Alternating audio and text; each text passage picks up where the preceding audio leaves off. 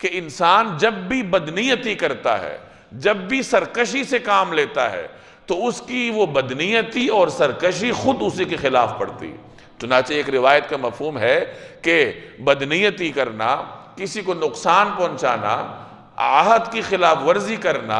اس کا نقصان خود انسان کو خود ہوتا ہے۔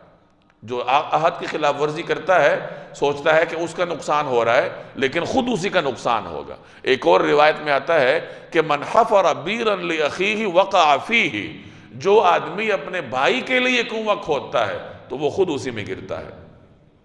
وَلَا يَحِيقُ الْمَكْرُ السَّيِّئُ إِلَّا بِأَهْلِ، کہ یہ جو بری چال چلنا ہے یہ اگر احاطہ کرتی ہے تو اپنے اہل کا، یعنی جو شخص بری مکر چلتا ہے تو وہ مکر خود اسی کا احاطہ کرتی ہے۔ تو خلاصہ یہ نکلا کہ اگر کسی کے ساتھ بدنیتی کریں گے،